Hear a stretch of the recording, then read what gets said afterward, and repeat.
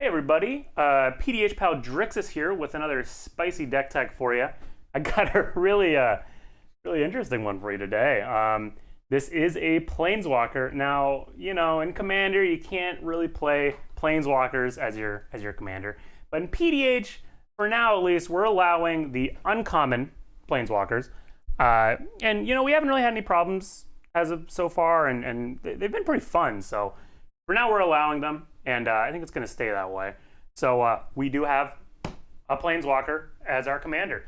So this is Tibalt, Rakish Instigator, a mono-red Planeswalker, and it has a very important line on it, and maybe the only line that's relevant in this deck at all. Your opponents can't gain life. As long as this Planeswalker's out, your opponents cannot gain any life. This was kind of built as a response, I would say, to the direction our meta was going. We were seeing a lot of like War Report, Congregate, Riot Control, Blunt the Assault, all these huge life gain bombs, and I was just so sick of it. So when this card got printed, I was ecstatic. I had to do something with it. And problem is mono red. So I love mono red, but it is limited in a lot of ways. I kind of made the most of it. I did what I could with it. So let's just finish up here. We got your opponents can't gain life, and it does have an activated ability here. For -2, you make one of these little devils. They're actually pretty good. A 1/1, and when it dies, you get to ping something. They work as little, defensive walls for your Tibalt, which is, it's cool. I usually end up activating it, when I first play it, and just to get something on the board.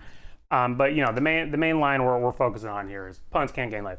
So what do you do with that, right? I mean, it's just, you just kind of want it to stay out, right?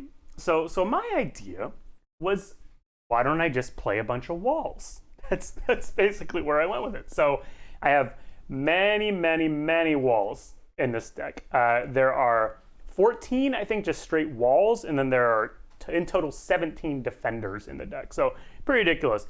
I'm not going to go through every single one of these, but there's at least one important one. This is actually a pretty good card. 2/4 for 4, defender, not a wall, I guess. But for 1 and a red, you can tap it, deal damage to target player equal to the number of creatures with defender you control. So if I build up a couple of these guys, 4 damage, 5 damage a turn, that's pretty good. I mean, I got to draw it, and that's its own issue. But if I get this, then I can really start kind of going off. So this, look out for that one. Keep that in your opening hand if you have it. But some of these other walls, I mean, wall heat, this is just, it's generic. I get it. It doesn't seem to do much. But a 2/6 for 3, I mean, people have trouble getting around these things. You got, of course, your classic Wall of Fire, Wall of Diffusion, Shadow creatures, they're out there, Maybe a Shadow Rift from old Noggle Ransacker, you never know. Maybe some other shadow effects. It could happen, and you want to be prepared. In fact, I think, yep, there's 2. Aether Flame Wall. Also, this is actually a little combination of the 2, right? You got your fire breathing effect and your shadow blocking. Not too bad. There's a few more vanilla ones in here that are just well statted. Wall of Earth, 2 mana. I mean, you can make fun of these all you want, but every once in a while, I put a few of these down, and people literally, they just can't get through it. They can't do it. Flyers are an issue, but there's always a whiteout going around in the format. No, but seriously, we got some reachers as well. We got this bad boy, and we also have kind of an interesting one, One-Eyed Scarecrow. I've always kind of had a thing for this card. Creatures with flying in your opponent's control get -1/-0. It's just a really interesting effect. You don't really see that kind of stuff at common, so it's a really cool one. And also, it's 2 power, kind of odd 2/3 defender, but I really like the card. We got a few more left in here. First Strike, and it's kind of cool. This one's kind of interesting. You can tap to prevent damage that we dealt to you.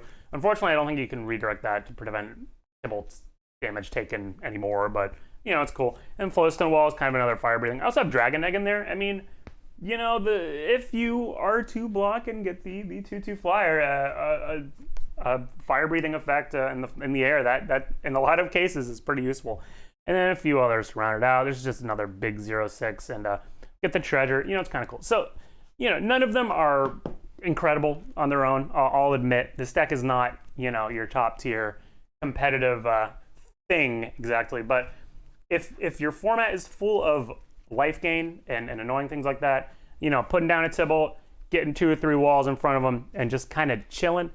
Because the thing about it is, normally there's maybe one player that's trying to gain life, and the other 2 players, in a 4-player scenario, probably don't want that player to gain life either. So it's in their best interest as well that Tibalt just kind of sticks around, and that's kind of what you're banking on. You're banking on the good graces of everybody else, pretty much. So we got walls to protect them, but we also have just 2 other cards to kind of hold things down. Tyrant's Machine. I kind of have a thing for this card as well. It's I say an auto include in colorless decks, but that's a different thing. But this is probably the only non-colorless deck you're going to see this card in. Pay 4, tap it, tap a creature. A little expensive, but I'm telling you, if you just get that going and just have something tapped down every turn with it, it makes an impact. And this is kind of a little weird card. It was only a common on a Magic Online set. But it says, whenever a creature without flying attacks you or a Planeswalker you control, it deals 1 damage to that creature. So those little 1-butts have a lot more trouble getting through to you. So just 2 cool other little kind of defensive options for him. So, we can protect Tibalt all we want, but how do we win? That's kind of first issue. So I decided to really lean into the idea that people can't gain life. So ideally, Tibalt's always out, right? So any damage I do should feel more permanent. So I think effects like Thermal Alchemist. I also have Spear Spewer, and Lobber Crew in here, and Nettle Drone as well. All these, every turn, you can tap them to do 1 damage to each opponent. Spear Spewer actually also hits you, but nobody's gaining life, right? So it should be fine. So a few of these are better than others. Thermal Alchemist, probably the best one. You should know this one by now. Whenever you cast instant destruction, you get to untap it and tap, deal 1 damage to each opponent. Lobber Crew is the worst one in this deck because there's no multicolor cards. It's literally just tap it each turn, deal 1 damage to each opponent, and you can leave him up his walls until the end of the turn before you. Nettle Drone's a kind of a weird one because it's a 3/1 and doesn't have Defender. But whenever you cast a color spell, you get to untap it. Actually, I have a lot of color spells in this deck. There's a lot of mana rocks and the like. A couple of those walls are also, a couple of those walls are also colorless. So he might get untapped every once in a while. And yeah, Spear Spewer, as I said. Cool thing about Spear Spewer, he's a 1-drop. So you can get him out, immediately if he's in your opening hand and just start lowering everyone's life total. So those are kind of more of the recurring ones. And then I have a few of these one-offs. Big fan of Flame Rift. We do play 40 life, 21 commander damage, but I still think the 4 damage is very relevant. It's just, it's 10% of your life. It doesn't sound like a lot until it is, And Sizzle is, I'd say slightly worse, honestly, because it only has 3 damage, but it doesn't hit you, so that's very nice. It also costs a little more, but I like running them both. Few other effects, kind of a mishmash of things going on here. Impact Tremors is a real classic for red decks. Whenever a creature enters the battlefield, do 1 damage to each opponent. That's good with Tibalt making, the Devils. You just activate it, do 1 damage to everything. It's pretty nice. Turret Ogre, a little hard to activate in this deck, but if you have another creature with power 4 or greater, it does 2 damage to each opponent, which is pretty nice. But also, I just like that it's a 4/3 reach in red. You don't really see reach in red much, so it's kind of a neat ability. Fairghast Giant is a really fun one. It has Tribute, so you pick one of your opponents, and they pick whether or not they want to put 2+1/+1 counters on it. If they choose not to, then it deals 5 damage to each opponent. So what you can do is, pick the player that doesn't mind taking the damage, and maybe they'll be more willing to help you out and do 5 damage to everybody. And you usually can find somebody out there who's just crazy enough to let it happen. And then Coal Hauler, this is a PDH Pal All-Star right here. We love Coal Hauler Swine here. Whenever it's dealt damage, it deals that much damage to each player. We have had some insane situations with Coal Hauler Swine, mostly self-inflicted. We're a bit of a masochistic group, but we've done some dirty stuff with this. But even on your own, you can get a nice fireball, just hit Coal Hauler with it. If you have the most life, that could end the game, stuff like that. There's all kinds of fun. Just blocking with Coal Hauler, swinging at somebody with it. What are you going to block? Everybody takes damage. There's just so many possibilities with this card. So another way to kind of lower everyone's life total. And speaking of lowering everyone's life total, now I will 100% admit, red is not a life gain color, but I did put some colorless life gain spells in here. Some much more competitive than others. We'll start off with maybe a actually good one, Silva Clive Staff. This card's great, actually, especially on the Devils. You just make one of these bad boys, throw Silva Clive Staff on there. Now it's a 2/1 blocker, and if anybody attacks you, you just block, it dies, you ping something for 1, and you gain the 3 life. I mean, it's good. It really is actually good. Peace Traitor's not. It's not really that good. But, you know, it's a 3/3 for 4, which isn't crazy, and you gain your 3 life. I mean, puts you a little higher than everybody else. That's kind of the idea of this, is like, get yourself a little higher, make it so nobody can gain life except you. It does say each opponent. And then, you know, incrementally kill everyone at the same time. That's mainly the idea. So Peace Strider, just another way to do that. And just a body on the board. It's always nice. Lux River Shrine, we've put this in a few decks. I think it has potential. It's no Pristine Talisman, but, you know, so you got to pay 1 and tap it. You gain 1 life, you put a brick counter on it. And then once you get to 3 brick counters, you can just tap it every turn to gain 2 life. So once you get that going, I mean, 2 life a turn in a slower game. You know, this is a slower format, but some games are particularly slow. And this really, you know, has the potential to add up. Then Urza's Chalice is just a completely silly one. I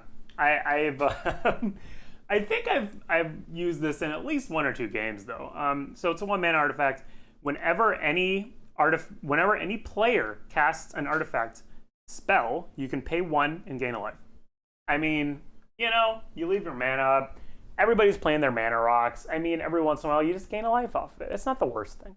But that's probably the, you know, one of the worst cards in this deck. And it's not the best deck, so that's a pretty bad place to be. So, you know, all these cards, they kind of lower everyone or maybe put your life up a bit. But how do you really, you know, end the game? And, you know, we're red, so we got the fireballs. Actually, I'm not running Disintegrate in this deck, which is surprising me, and I might make a cut for it. But you know, you should know this old motley crew by now. Rolling Thunder's the best of the bunch. X damage divided as you choose for 2 red and X. You know, most flexible. You can wipe a board with it, or you can kill somebody. Fireball, very straightforward. Can also be divided, but not quite as efficiently.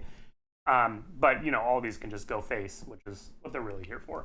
Carevex Torch, Lava Burst, pretty similar ones. Carevex Torch is actually probably the best one to go face with, because you also have to pay 2 extra to counter it, which is a nice little bit of protection. And Lava Burst, kind of cool. That damage from it can't be prevented only if it's done to a creature, unfortunately. But, you know, gets around, I don't know, prevention. I don't know, damage prevention. I don't know how much of that's even being run, but that's just a cool effect. So the fireballs, you know, you play a few mountains and they're good, but what makes them better is, of course, Mana Geyser. This is kind of the premier big mana effect for mono red. You know, these games, they go long. Everybody's got a bunch of tapped lands. You play this, add 1 red for each tapped land your opponent's control. Late game, you know, you're looking at 15, 20 extra red mana off this bad boy. It's pretty nice. You know, you'll always know when it's coming. Somebody will say, how many tap lands does everybody have? They'll be so nonchalant about it, and you know why they're asking. And just as kind of a little addition here, I also have Anarchist and Get2 Chronicler. Anarchist gets back a sorcery. Get2 Chronicler can be kicked to get back an instant or a sorcery. So these both get your fireballs back. Or you can go Mana Geyser, Anarchist, Mana Geyser, you know, and double up on the mana production from that. So all ways to make the fireballs lethal. So it's nice. So fortunately, that's kind of the main way red can in the game. So we gotta, you know, dig to the bottom of the barrel and get the colorless creatures out here. We have all the Eldrazi. You all should know Ulamog's Crusher by now. 8/8 Annihilator 2 has to attack each turn. Cost 8, but you know, you'll get there. And probably familiar with Eldrazi Devastator at this point too. 8/9 Trample. Rune Processor's not in as many lists. We're a big fan of it here. We like the life gain. As you can see, this is why this deck got built, was because of the life gain. But when you cast this guy, you can put a card an opponent owns from exile into that player's graveyard. And there's usually 1 or 2, because you know you got your Tormods and your relics going around. And if you do that, you gain 5 life. And it's 7/8 body. Really, these all work great as blockers. Well, not this one, but these work great as blockers, and they all work great as all-out attackers. So A nice other way to, you can also mana geyser and cast one of these. Not a bad play. But yeah, so that's it for kind of the main strategy of the deck. Now I have some more generic good stuff to go over here. So first off, of course, your mana rocks. I run 7 in this deck. It's pretty typical amount. So let's see. First off, we got these all also, gain you a little life. Go with the theme, right? Orozco is a classic. 3, you get a colorless one. If you've ascended, you need 10 or more permanents, but if you have, you can tap it, sack it, gain 3 life, and draw a card. Great card. Pristine Talisman, I mean, needs no introduction. This is in almost all of our decks. Add 1, gain 1. I mean, every turn, it really does add up. We have so many games that come down to 1 or 2 life, and you always think, well, if that Pristine hadn't been there, it would have been over. Way too many times. Hierophant's Chalice, just another rock, but you also get to drain someone for 1 when you play it. And it's like, oh, why not, Because it's a monocolor deck, so the colorless rocks don't really hurt you much. And then a few more rocks here. Command Sphere, Mind Stone should be in basically every deck. This taps for any color. Red for me, but that's all that matters. And you can sack and draw a card. Mind Stone, kind of the same thing, but only costs 2. And, sack and draw a card. Mana Geode is our kind of upgraded Manolith that we got recently. You just get to scry 1 when you play it. And Seer's Lantern also lets you scry 1 every turn, which is really nice. So yeah, 7 mana rocks. And speaking of scrying, there's also, red gets a little better card draw. So go over that real quickly. Of course, first off, we have our Monarch effect. Now, Crown Hireling is probably the weakest out of all the Monarch abilities, or Monarch creatures, rather, in PDH. It just has basically a downside, but most importantly, you become the Monarch when you play it, so that's what matters. And then, red has their Tormenting Voice and Thrill of Possibility and all that, but I'm actually just running these 2 for now. Faithless Looting, draw 2, discard 2, and it's got the flashback, so really helps you churn through, find that Vent Sentinel, right? And Cathartic Reunion really lets you dig, but this spell is always so tough in a singleton format like this, because you always have, you never have just 2 cards you don't want. It's tough. It's really tough sometimes, but it's always ends up being worth it. I mean, draw 3 cards. That's some serious digging. And then also have Ductile Pendant in here. Just another, not a rock, but lets you scry every turn. So some nice little deck fixing, which red is just dying for. Let's see, more generic cards. While we're on the theme of colorless here, I do have Relic and Tormods. Pretty straightforward stuff. Graveyards are a big deal in this format, so Tormods is certainly worth it. And Relic is just an all-around great card. I mean, it cycles at the very least, so great stuff. So now I'm going to get into some more just generic red cards. First off, red has Burn, so I do play some Burn. Of course, first off, we got Lightning Bolt, but also Magma Jet. Big fan of Magma Jet. I have it in all my red decks, and I have a lot of red decks. It's my favorite color by far. Magma Jet, 2 damage instead of 3, but you get to scry 2, which red is just dying for that. I mean, it's just so hard to find things in red, so Magma Jet is a godsend in most scenarios. And then 2 other burn spells I'm playing. I'm a big fan of Pirate Spellbomb. It cycles when you don't need it, and it's also, burn that's on the board. And oftentimes you'll find that having your removal public knowledge is more useful in multiplayer because nobody wants to really mess with you, right? They're not going to swing their two-buck creature at you if you have a Pirate Spellbomb just sitting there. They'll just assume you're going to blow it up. So, the threat of it is what makes people attack other people, which, helps you lower everyone's life total, as is the goal with this deck. So I like cards like this. And like I said, worst case scenario, draw a card. And Volt Charge is kind of a cool one. It's just another Lightning Bolt, but it proliferates, which works with loyalty counters for Tibalt. So, get some another loyalty counter and you get to bolt something. Why not, right? And it's, it's an instant, so really not much of a downside. It's a slower format, so the 3 mana is not the worst thing. So that's the burn, and then we have just a couple of more hard removal spells. Fissure, big fan of Fissure, especially lately. I've been putting in more of my decks and just always been surprised with how good it is to have destroy target creature, it can't be regenerated in mono red. Like that, you don't really get to do that much. Like red's really good at killing little creatures, but people play like an Eldrazi Devastator or something like that. You really need like Fissure or something like that, or you're just in big trouble. And same with Aftershock. Hard Destruction. Destruction an artifact, creature, or land. Deals 3 damage to you, but, you know, luckily if you have your Peace Strider out, that really negates it. So yeah, I mean, Aftershock, Fissure, these are really mono red staples, I'd say. Hammerheim Deadeye is a little more interesting one. I'm kind of a fan of it, though. It's a 3/3 for 4. Destroy a creature with flying. So that's pretty specific. There's not always a flyer out there, but you know, when it's good, right? I mean, sometimes you really just need to get rid of a flyer to keep Tibalt alive, because that's a real threat. Is if Tibalt goes down for one turn even, that's when the War Report comes out. That's when the Congregate comes out. That's when Blunt the Assault comes out. It all happens at once, and then it's like, well, why even recast them? They already did a lot of life gain. So, you know, you really want to try to be as proactive as possible with keeping them alive, or else you're, you know, screwed. So let's see, what else can red do? Well, it does have some board wipes. Bloodfire Infusion is a really, really great card. You have to enchant one of your own creatures, but you can pay red and sack that creature. Deal damage equal to the enchanted creature's power to each creature. It does hit flyers as well, which is great. So, you know, you put it on your Devastator, and you get a few swings in with it, then you just sack it, wipe the board, and make a devil with Tibalt, and then you're kind of in the lead, right? Swirling Sandstorm's a little harder to get off, but it's you know, you gotta have it. You don't get this kind of damage to each creature very easily in this format. So even having to deal with getting Threshold, the 5 damage to each creature without flying is quite powerful. And a lot of your walls will survive this, which is nice. It really is nice. So let's dive a little more into red. We got just a few. We're really scraping the bottom of the barrel here, but red still has some things to offer.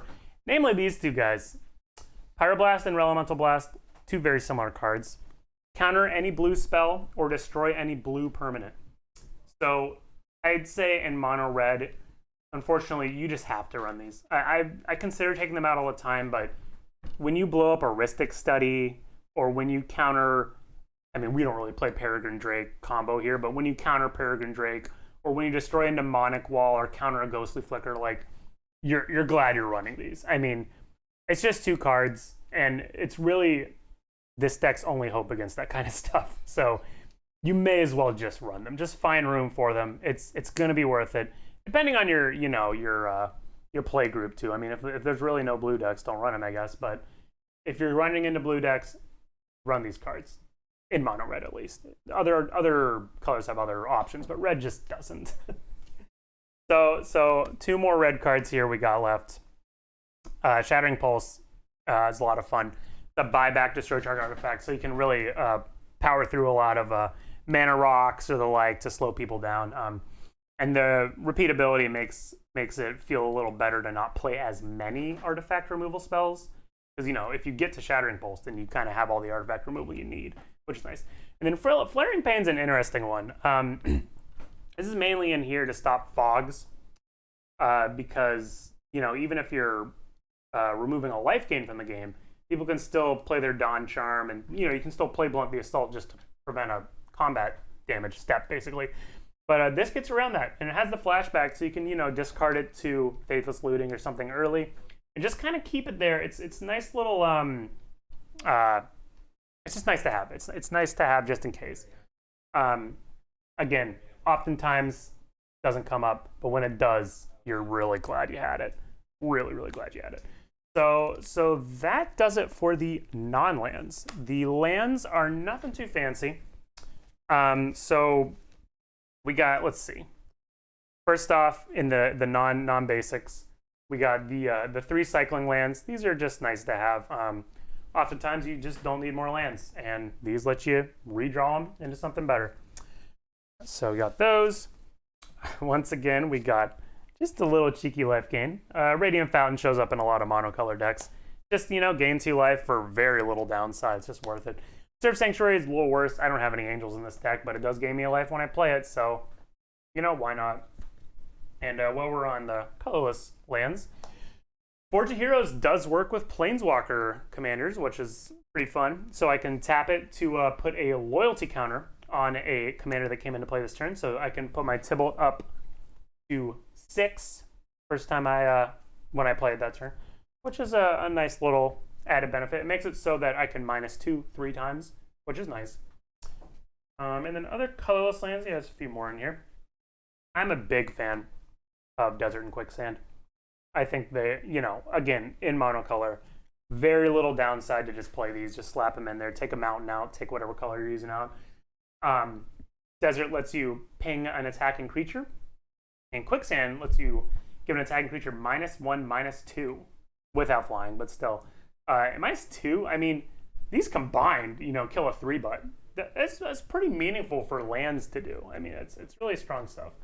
And again, just so little downsides, just throw these in. So why not, So I run these in most of my monocolor decks, particularly mono red decks. And then, I mean, Sunscorched Desert, why not, right? 1 damage target player. Just another incremental damage effect that, well, it's hardly even incremental, but just another little damage towards my opponents to put me ahead of them, which is kind of the goal here. So other than that, we just have the lands. I have 24 basic mountains, which I think puts this land total up to 35, if I remember correctly. So that's pretty standard for me. I usually hover around 34 to 36. But yeah, that is it for Mr. Tibalt. Again, this, I'll be frank, this deck is not, ultra competitive or even a little competitive, but if there's life gain shenanigans going around in your local play group, let me tell you, Tibalt will quite literally stop that from happening in the only way possible in PDH. So, that you got to work with what you have, right? That's kind of the story of Tibalt's life here. So that'll do for this one. I hope you enjoyed it, and we will see you in the next Deck Tech.